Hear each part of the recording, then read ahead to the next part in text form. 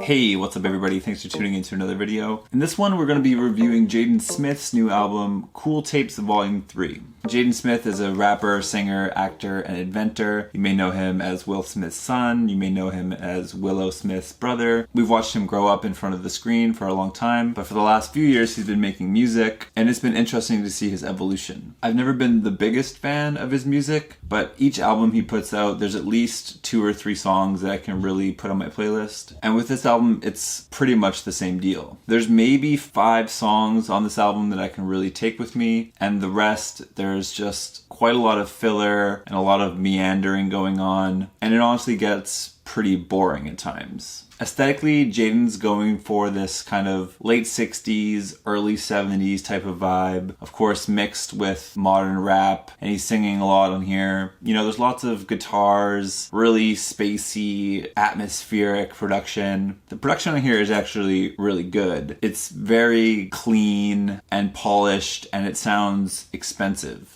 And although it is good production quality, I feel like maybe that's detrimental to what Jaden is going for. From what I can gather, Jaden is trying to be an edgy, bad boy, alternative, really eccentric, but the production is so clean that it doesn't really give that raw edge that I think he's looking for. So with this hippie vibe and theme, he touches on a lot of the same ideas. Of course, he's talking about being in love and all the drama that comes with that, but he's also talking a lot about spirituality and drugs and kind of starting to dabble in that kind of environment. To me, it's really reminiscent of when I first discovered spirituality, and I just wanted to tell everybody about it because it's really new and really exciting. But along with that comes people getting tired of hearing you talk about it all the time. And on this album, it's the same thing. He keeps on mentioning pineal glands and third eyes and chakras and this kind of thing. And I don't know how many times he mentioned kaleidoscopes. So it gets really played out, and he could have done with maybe having only 8 or 9 songs, and he would have got the whole message across. But instead here we have 17 songs, nearly an hour in runtime, and there's just a lot of dead space to me. Some songs I do enjoy. I really like Rainbow Bop and Cabin Fever. Young in Love is really nice, and Sunburnt is pretty cool as well. But for the most part, I just find myself wanting to skip because there's just so many refrains that don't need to be there and extra added on fluff. Even on the songs that I like, they're just too long. Even the short songs seem to be kind of long. There just isn't much substance to what he's saying. In terms of his lyrics, I don't really look to him to be the best. Although he is good at being very catchy and having cool flows, I'm not really disappointed if he doesn't say something that blows my mind. I always found it really funny with Jaden's music. His voice is so innocent, and like we know like you're Jaden Smith, but he speaks in such a way that it seems like he has a inflated sense of profundity. Like he's just saying like the most far out, amazing, profound shit. But in combination with his innocent voice, it's just kind of comical.